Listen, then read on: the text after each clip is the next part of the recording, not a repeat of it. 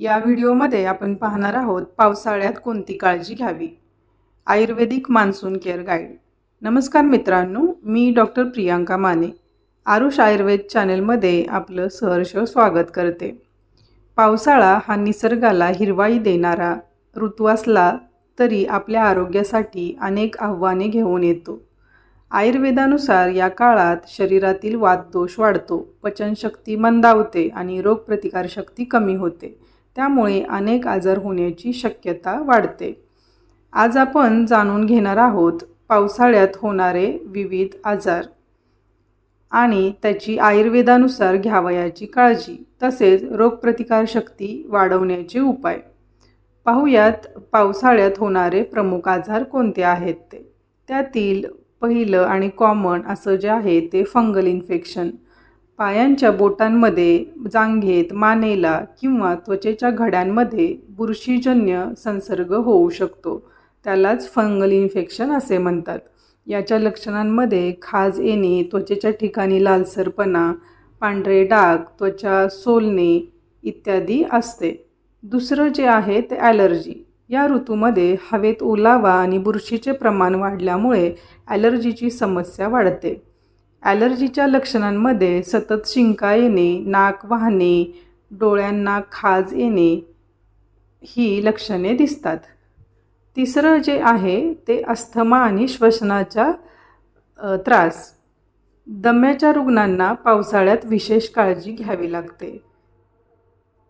अन्यथा या रुग्णांना श्वास घेण्याचे त्रास, छातीमध्ये घरघर, छातीमध्ये जडपणा, छातीमध्ये कफ साठणे इत्यादी लक्षणे दिसतात. चौथं आहे सर्दी, खोकला आणि ताप. हवामानातील बदलामुळे व्हायरल इन्फेक्शन वाढतात.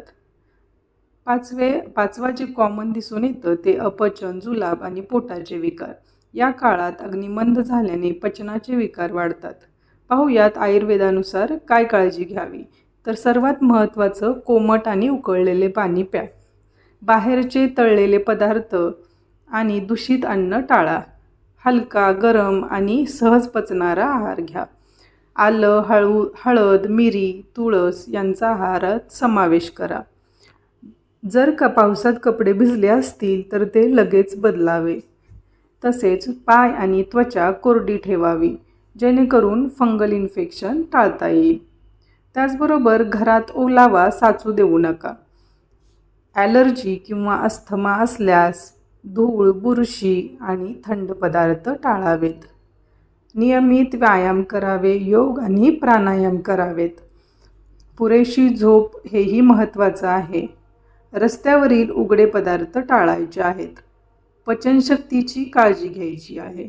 रोगप्रतिकारशक्ती वाढवण्यासाठी काय करता येईल ते पाहूयात. तर तुळस, सुंठ आणि दालचिनीचा काढा घेऊ शकता. त्याचबरोबर च्यवनप्राश, आयुर्वेदिक रसायन चिकित्सा ही फायदेशीर ठरते आणि ऋतूनुसार आहार विहार घेणं हेही गरजेचं आहे.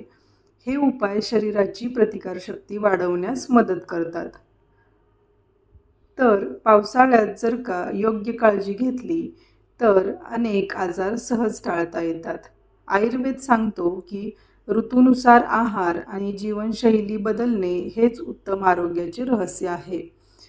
हा व्हिडिओ आवडला असेल तर लाईक करा, शेअर करा आणि चॅनेलला सबस्क्राईब करायला विसरू नका. धन्यवाद.